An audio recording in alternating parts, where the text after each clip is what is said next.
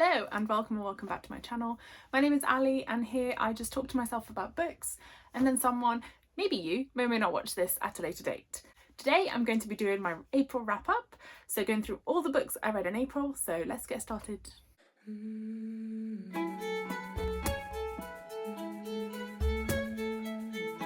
So first of all, I will just go through my usual monthly stats of how I did in April. So I managed to read 10 books in the month of April for a total of 4,017 pages, which is a good amount, I would say.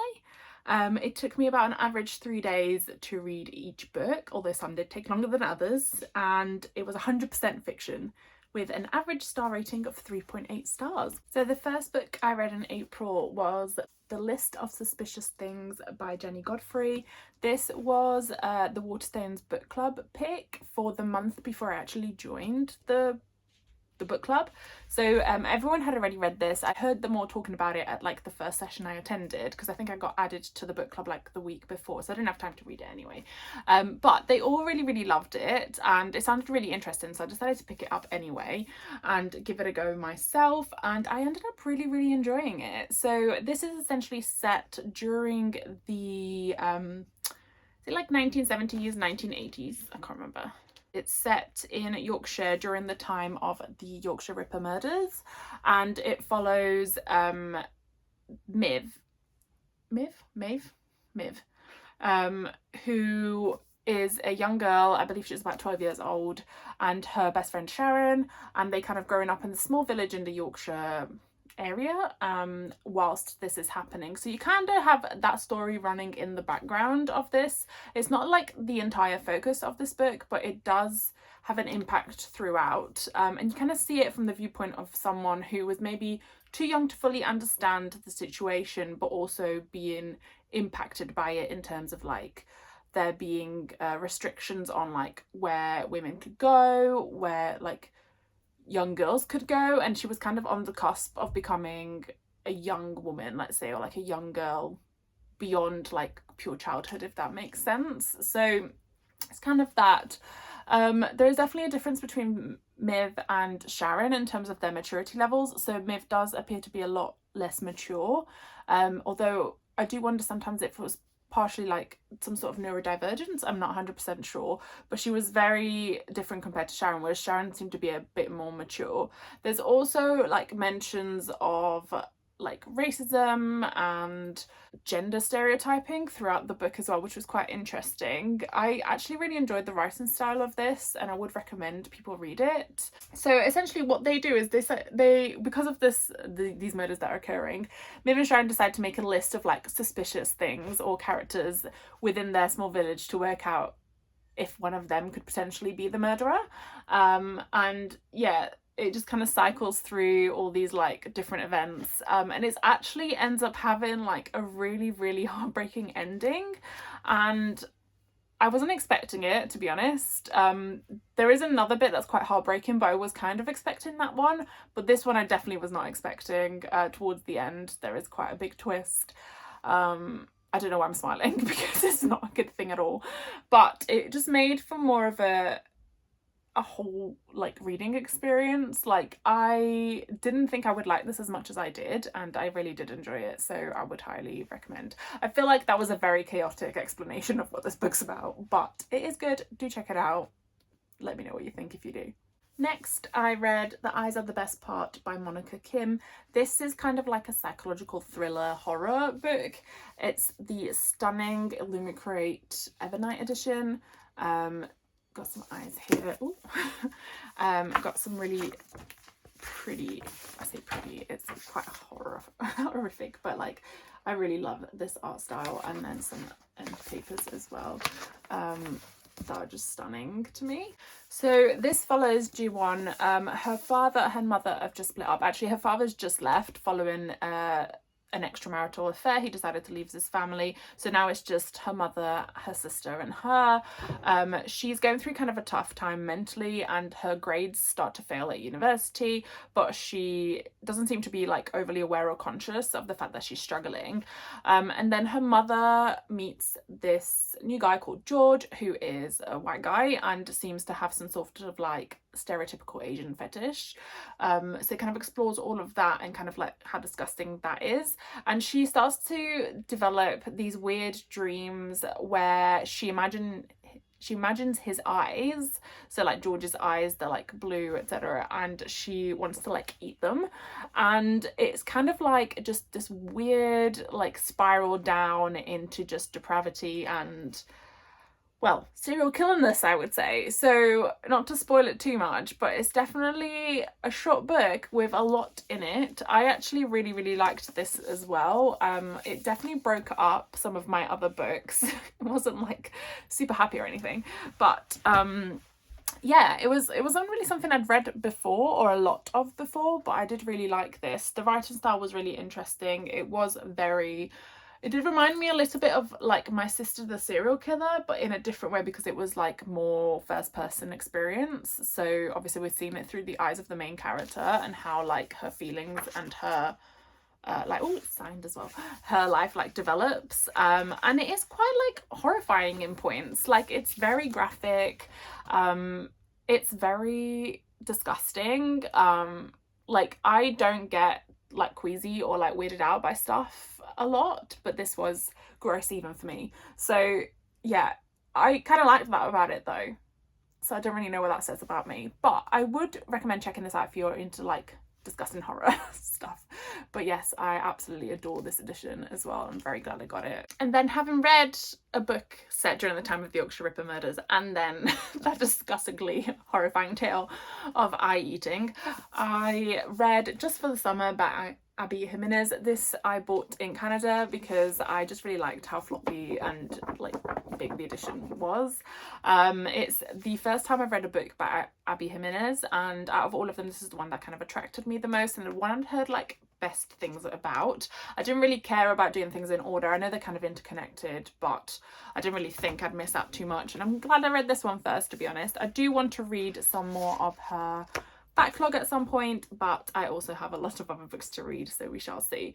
But so this follows Emma and Justin. They both have a curse where after they've dated someone and they break up with that person, or whether the relationship ends, that person will then find their one true love that they'll be with forever, like they'll marry, etc. And they find this out by chance. So Justin posts something on Reddit, it goes viral, and Emma's friend sees it and then passes it on to Emma to be like, look, this guy's got the same thing you do. So she ends up contacting him. They start this kind of like telephone relationship where they start talking about it. And at some point they decide that it would be a good idea for them two to date, because then they would cancel each other out, meaning that once they break up, they would meet their true love. So that's kind of what happens. So Emma is a travel nurse, so she's got the capability to kind of pick up work wherever she wants, and ends up deciding to go to work where Justin is. And then yeah, they kind of develop this relationship. There is a lot of like trauma and PTSD and stuff like explored within this, which I thought was done really well. Overall, I really liked this. I think the only thing I didn't enjoy that much was it felt a little bit too insta-lovey for me, and I also felt like, given how much focus was being given on like the lack of trust, given like their like historical experiences, etc., and their childhoods, they opened up to each other really quickly. And I didn't know if that was a case of like trauma bonding or if it was just, I don't know, for effect of the book. But I just didn't believe it as much because of that. I was like, I feel like if you'd gone through all of that stuff, it would just take you longer, but I don't know. I also felt like at one point they'd actually been apart for longer than they'd been together, but I don't know, I just didn't buy their relationship as much as I maybe would have done if it'd taken a little bit longer to get there, or if more time had passed, like even if they'd mentioned that more time had passed. But yeah, I did like it overall. I do think I will be giving Abby Jimenez another go, because I did enjoy the writing. It was very funny. The spice was like cute. It was just, yeah, it was good, but yeah, not as good as I was expecting, I guess, given like, I don't know, 5-star reviews I kept seeing everywhere. But I did enjoy it, and I now kind of want to read the book before this one, and then the one that's just come out as well, which I think they're all in the same series. I do think this explored kind of family relationships really well. And I did really like that about it. So actually, I think what I preferred in this book was like the non-romance elements to it. But it was cute overall, and yeah, I did really enjoy the writing. If you want to know more in depth about how I felt about that book, I will link up the reading vlog I did whilst I was in Canada, because I literally gave a play-by-play of that book as I was reading it, including any of the frustrations that I may or may not have had. Same with this next book, which is The Horus Rising, which is the first in the Horus Heresy trilogy, by Dan Abnett. So I didn't think I would like this as much as I did, I'm not gonna lie. This is a Warhammer fiction book, Warhammer 40k to be specific, which is set 40,000 years into like the current time, so into the future. It's a kind of dystopian world set in space, but it is predominantly a fantasy, so it's not as sci-fi as I was expecting. This is a book that my partner has been nagging me to read since like the dawn of time. I don't know, he loves Warhammer books, has read like a lot of them, and he was like, just read the Horus Heresy, and eventually I caved, also because these editions are super cute. And I actually ended up really liking it. So this follows the oh gosh, I don't remember his name, but there's a guy that we follow, I think he's called like Lorcan. Anyway, so he's kind of like the leader of this war troop, and so basically in this world, and I have explained this before, but I get it wrong every time. So in this world, you have the Emperor, who's kind of like this god status, but doesn't say that he's a god, but he essentially is. He's got these sons called the Primarchs, and one of those is Horus. But Horus isn't the main focus of this story, if that makes sense. Like, we don't see it through Horus's eyes until the very end.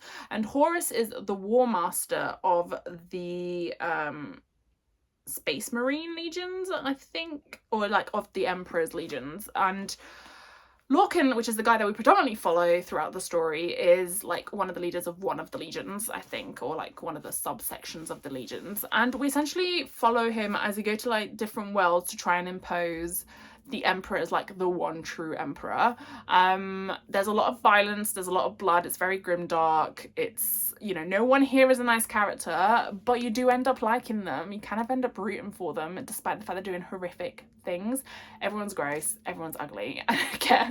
But I really enjoyed it. I've got the other two books in the series and I will be reading them, and interestingly, they're actually both written by two different authors. So all three books in this trilogy are written by different authors. However, I have heard and I have read that it's similar enough in style that it doesn't feel too disjointed, and it is like, my partner just swears that it's the best trilogy in the Horus Heresy, or kind of in 40k. So he was like, if you read any of them, read this one. So I did. But yes, I will be continuing on with this series for sure, and I'll let you know how I find it. But it was definitely a pleasant surprise, as pleasant as like a grimdark space-based fantasy can be. Next, we have another book that like absolutely tore my soul apart. That was Empire of the Damned by Jay Kristoff. So as you can see here, I've got Empire of the Vampire, which I read last year, and I finally read Empire of the Damned this year because I was waiting for it to come out in paperback.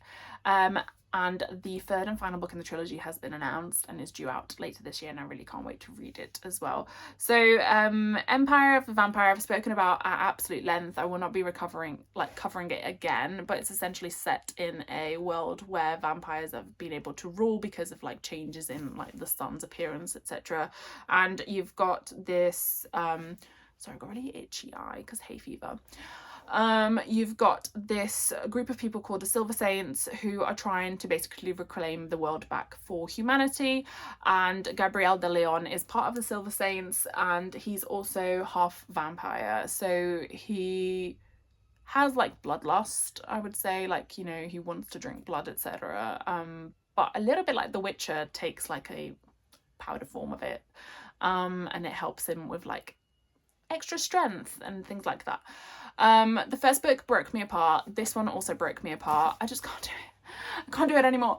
I keep falling in love with these characters and then it just hurts me. But I really, really loved this. I love Jay Kristoff's writing. I love the story. I love the setting. The world building's really good. The character development's really good. It's full of action. It's full of heartbreak. I really don't know what else to say about this series. This was a great second book to continue on from the first one. It's quite chunky, but I'd read it fairly quickly, and yeah, I really can't wait for the final book. And alongside TJ Klune, Jay Kristoff's gonna have to start paying reparations for, I don't know, any future mental breakdowns and or therapy sessions that I attend, because why are you doing this to me? But yes, really, really enjoyed this book and can't wait for the final one. And speaking of TJ Klune, next I read The Bones Beneath My Skin by TJ Klune. Also stunning sprayed edges. And so Red Nose Studios, who does the so these are actually all built, they're like all models and then they take a photo of it. Like, can we just appreciate how stunning they are? Like, every cover for these new like hardback covers is like that, and it's just stunning. I really hope TJ Klune comes back to the UK at some point so I can get some of the books signed, because I was meant to go see him, was it last year or the year before?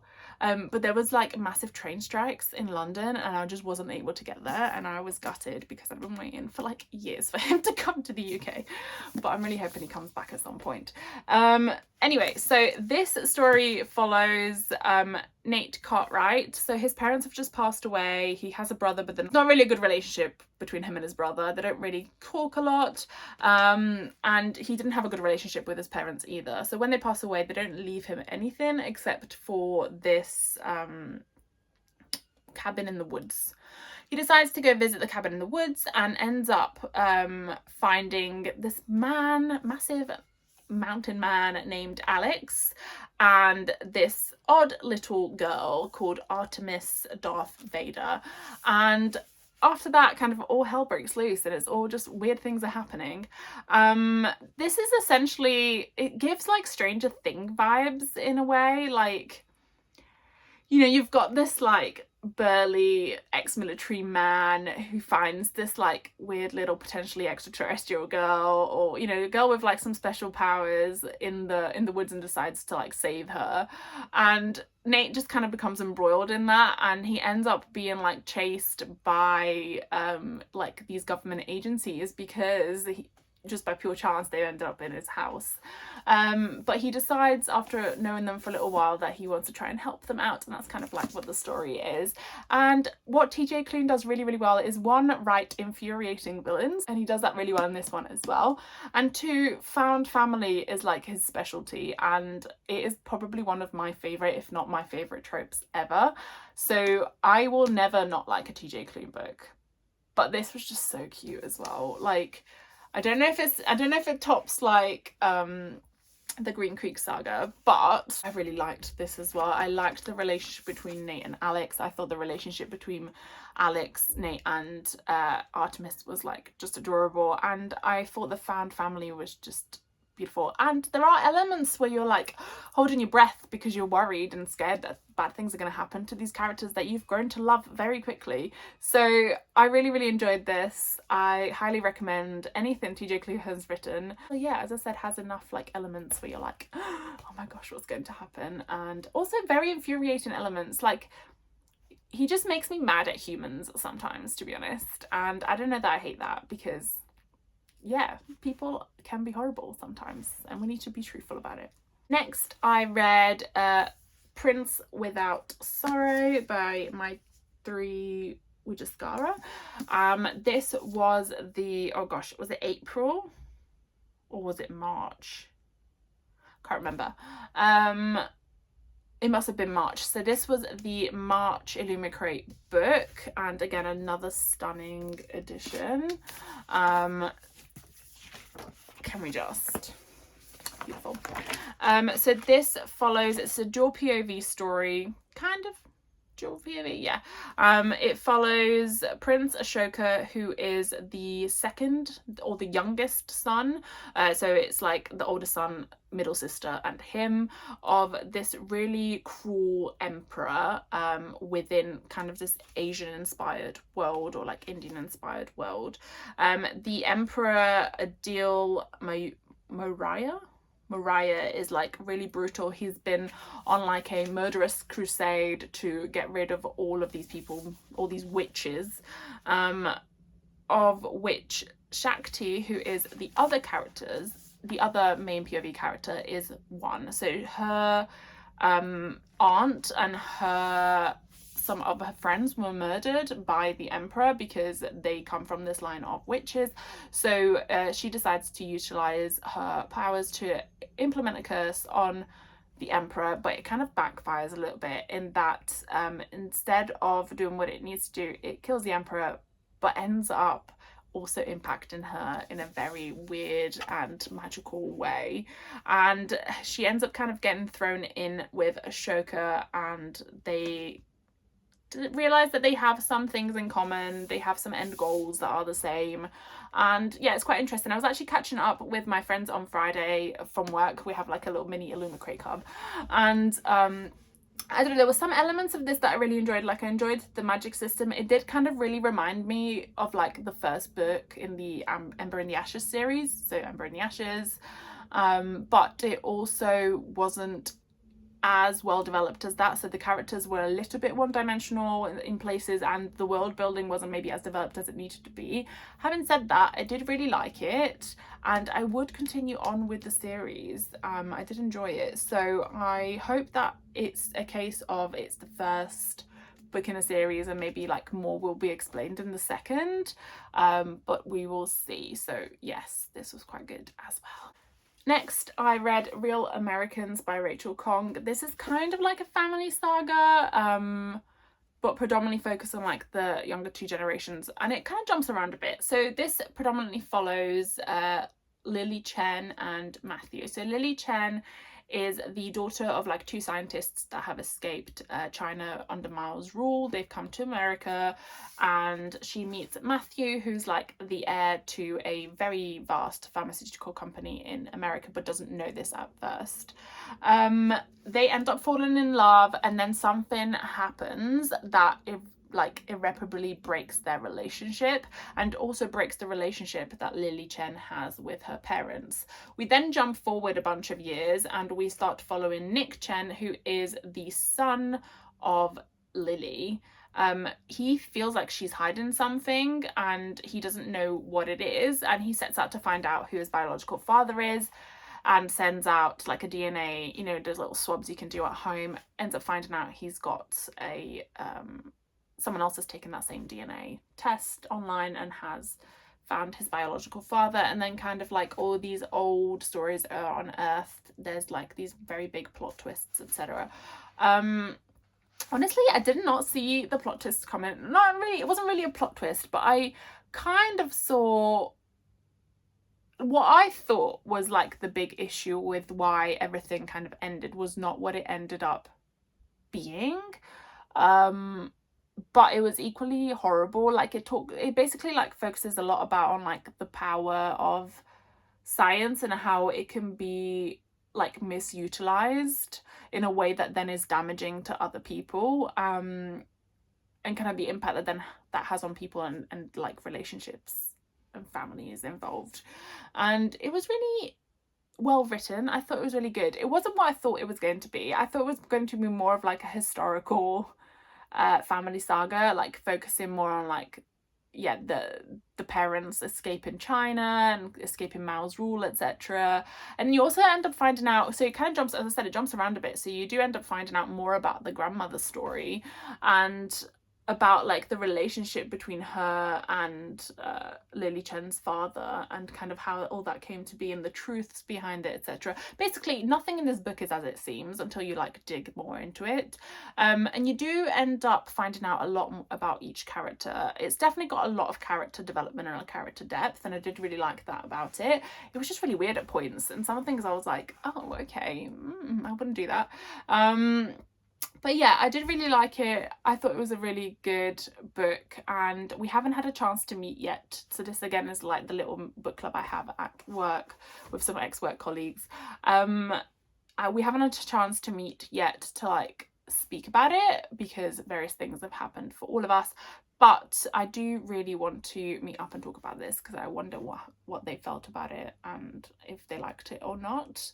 And also I really want to pick our next read, so let's see. But I got this whilst I was in Canada, super floppy edition, and I think at the moment it's only out in hardback here in the UK, so I am glad that I managed to get a paperback copy. And then I finally read Immortal by Sue Lynn Tan. Again, other stunning edition. This is a Waterstones exclusive edition. And I thought it was just so pretty. But this is a fantasy standalone. So Sue Lynn Tan is the author who wrote Daughter of the Moon Goddess and Heart of the Sun Warrior, which I absolutely loved. It's like one of my favorite duologies and definitely one of my favorite myth retellings. And this is kind of set in that same world but follows another kind of mythological character, and in this case it follows the god of death. So we follow, sorry, I'm trying to remember the names. We follow Lien, who has taken over following her grandfather's passing of Tiangsa, and she is now the ruler, or like, you know, yeah, the ruler of the throne. So she ascends to the throne. She ends up being poisoned, and to try and save her granddad basically gives her this like magical artifact that she shouldn't have access to and that actually belonged to the gods. As a result, her grandfather ends up being punished, ends up passing away as a result of it, that by the hand of the god of war. However, they like Lien and the god of war are then thrown together when Lien is like having to escape these like dark monstrous forces, and they end up having to work together, which obviously is really hard. There's this whole other like plot going on of why the god of war wants to help her, and it does relate to this like magical artifact, etc. But then there's also another plot twist which was really good. So as I said, I didn't enjoy, I think I have spoken about this book before. Have I? Was this in my vlog? I don't remember. But I didn't enjoy this as much as I enjoyed Daughter of the Moon Goddess and Heart of the Sun Warrior. Like, that series absolutely destroyed me. Like, it was just tore out my heart. This one, I felt like a little bit rushed at times. It was too insta-lovey in some places for me, even though some of it does make sense towards the end as to why that was the case. And I did definitely prefer like the second half of this book than the first. I don't know, that just immediately ruins things for me. I just really hate insta-love, like with a passion, and then it just like ruins my enjoyment of anything after that happens. However, I do really like this. I love Sue Lynn Tan's writing. I really like the setting of these like myths, and you know, Chinese mythology is not something I know a lot about, so I'm always really happy to read stories that are like retellings of Chinese myths. But yes, I did like this. I would recommend it if you're wanting to get into Sue Lynn Tan's writing. I would probably recommend reading this first and then the other two, because then it goes up in quality. But yeah, and this one is a standalone as well, so if you just wanted to try out the writing, this is quite good. This one does read a lot more like a C-drama, so like, you know, I can't remember what they're called, but like the ones that are like, you know, there's gods and then like you've got your human girl who falls in love with a god. It's definitely that sort of vibe, and it does read like that, and it's got a lot of these elements where you can imagine the movie in your head. So that was really good about it. It was just, maybe I think I just built this up a lot in my head because of how much I love Daughter of Moon Goddess duology, but it wasn't bad. I did really enjoy it, and I will definitely be reading the next book that Sue Lynn Tan is currently writing. So, and then I started, or kind of started, with a book on female rage, and we ended on a book of another female rage. So this is Bone Black by Carol Rose Golden Eagle. This is written by an Indigenous author, and it's about an Indigenous woman and her sister, so her twin sister, who ends up disappearing, and it kind of talks a lot about the epidemic of kind of Indigenous women that went missing without the police really doing anything about it.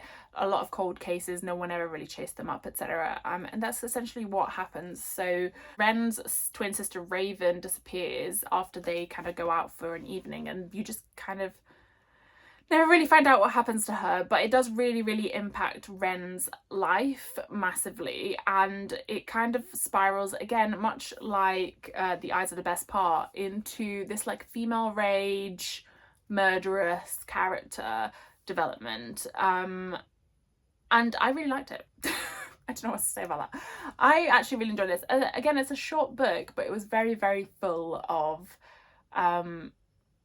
engaging topics, and the writing was really interesting. It was very lyrical in parts. It also jumps around a lot, like it skips like years ahead every now and then, and it was very dark in points and definitely spoke a lot about like a lot of hard topics. But I really enjoyed it. And it also, given what happens, I do worry about myself sometimes, because I was like, yeah, you go girl, you do that, even though what she's doing is not a good thing. Like it's not good. But you do end up really empathizing with her as a character, and you do excuse her very deranged behaviors because it makes sense. You know, she's reached this like peak point where enough is enough, and she's just decided to take matters into her own hands. And good on you, Ren. Good on you. But yes, I really liked this. I picked this up in Canada as well because I wanted to read more by Indigenous authors, and they had like a whole stand in one of the indie bookshops that I went to in Ottawa, dedicated to Indigenous authors or kind of Indigenous experience. And this is also set in Canada, so I just thought it was kind of made sense to pick it up while I was there. It was really interesting. I definitely have a lot of books that I picked up by Indigenous authors whilst I was in Canada, so we'll be reading some more of them, but this was like the one I wanted to read the most. A couple of the other ones are more like non-fiction, but this one was kind of like fiction based on probably the experience of a lot of women within a lot of the areas of either Canada or like North America. So yeah, interested. It was very good. I said very dark, so do check out the trigger warnings if you wanted to read this. I don't know if you can get this in the UK, but I presume that like you could probably order it online. But yeah, do check this out. So that was all the 10 books that I read during April. A very eclectic mix of different genres and authors and vibes in general, although I guess the majority were like pretty dark in places. Maybe I was going through it, I don't really know. But yes, let me know if you've read any of them, what you thought if you did. Let me know if you're interested in reading any of them following this review, a very chaotic review. But yeah, if you enjoyed the video, please pop a like, and if you would like to see more, do subscribe, and I'll see you soon.